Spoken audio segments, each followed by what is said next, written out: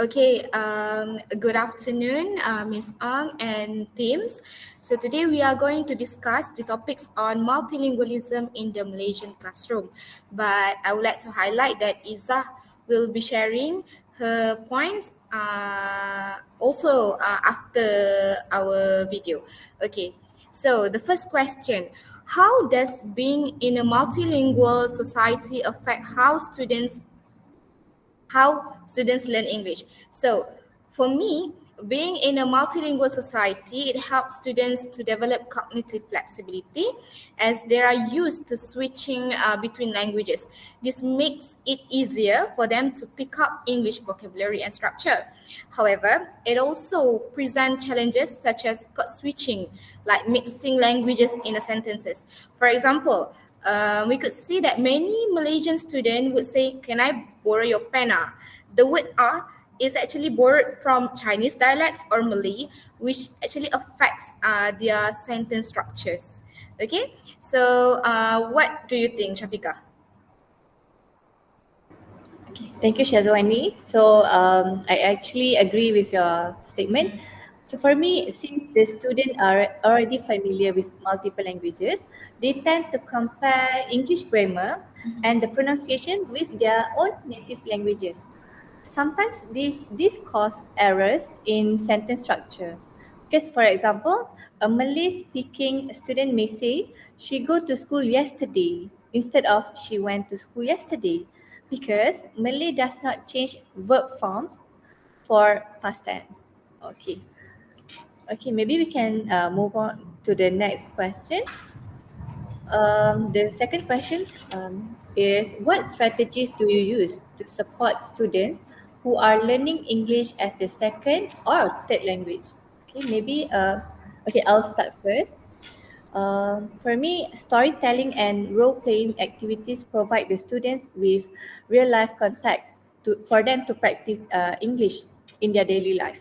For example, if the lesson is about ordering food, the student can uh, give a situation in a restaurant where one play as the waiter and another one as a customer, and they do the buy and selling scene. This make the learning more practical and interactive for the students, so they can improve better to be a multilingualism. Okay, so maybe Shazwani can add something. Okay, for me, in my class, I usually use interactive teaching aids such as flashcards, songs, and also videos. It actually helps the student to associate their works with images and sounds, which making the learning more engaging.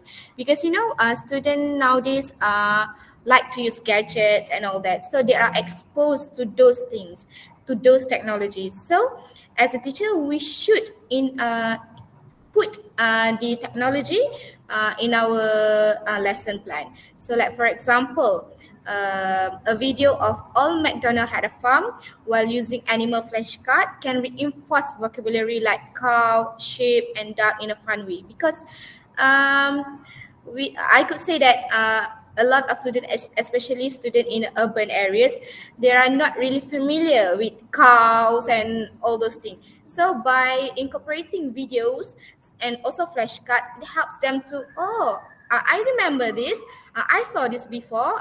So it actually helps them to learn English or any other languages using these techniques.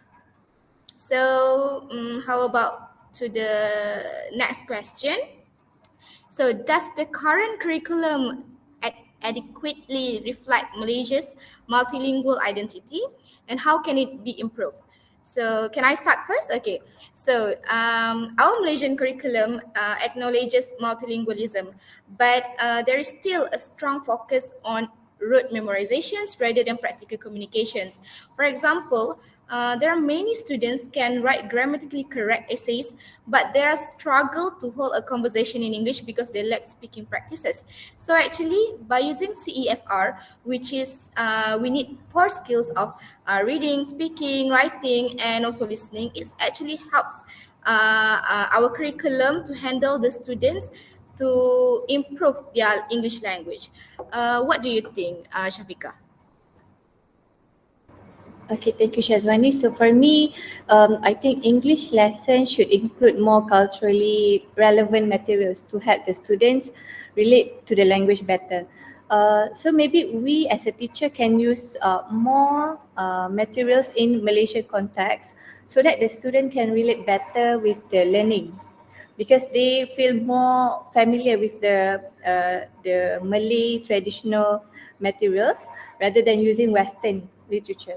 Okay, for example, instead of using foreign-based textbooks, by incorporating Malaysia folktale like Sang Kancil or Kampung Boy, or also maybe we can create a local scenario like scene in Pasar Malam, scene in traditional house, so would make the lesson more meaningful for the students because they can relate more with their own culture as it is more familiar, they are more familiar with the traditional Malay folk tales. Okay, I think we have, I think we the students could also like sharing sessions with their classmates, like their experience during Hari Raya. So we let them to talk among themselves. Using the things that they know, Hari Raya, Chinese New Year, celebrations in Malaysia. So it actually helps them to improve their language. yeah, because I think they feel more comfortable by conversing in the topic that they are very familiar with among the student, among each other. Yeah.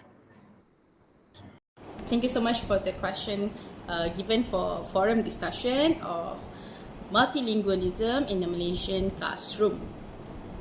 As I am the last presenter, I'll discuss and I'll give up my opinion and view regarding all three questions, supported with my team members Syafiqah and Syazwanie prior the discussion. One issues that how does being in a multilingual society affect how students learn English? For me and for us, after we done the discussion, we decided that one issue students face is a lack of confidence in speaking English because they often use their first language with friends and at home. This somehow limits their exposure towards English. For example, in a classroom discussion, students will hesitate to participate or engage themselves if they have to respond in English because they are afraid of making mistakes. These somehow can be overcome when teachers encourage speak only English period during lessons. Let's move on to the question number 2, which is what strategies that we use to support students who are learning English as second and third language. Second or third language. Per our discussion, we have decided the most effective way in overcoming this issue is by practicing peer learning strategy. This is somehow very comprehensive and applicable to be done. Pairing strong English speakers with weaker one will allow students to support each other. For example, a student that more confident in speaking English can assist another student to complete a worksheet by explaining meanings in a mix of English and their first language. For example, in our country, it's Manglish. This way, the weaker student gradually becomes comfortable with English. This method somehow includes the technique of scaffolding, but it is done by the students itself. This is somehow related and as a hidden strategy, student as the active learning while teacher facilitate the process. It is very comprehensive and holistic. Let's move on to the last question. Does the current curriculum adequately reflect Malaysia's multilingual identity? How can it be improved? Our point of view, our assessments should be designed to reflect more on multilingual students' strength. For example, instead of penalizing students for minor grammatical errors in spoken English, teachers or the assessment should be focused more on fluency and communication skills.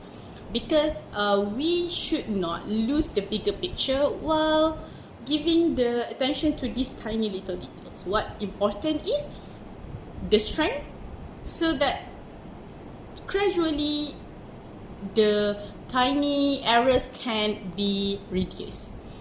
That is all from us. Okay, I think that's all from us. Thank you. Okay, thank you.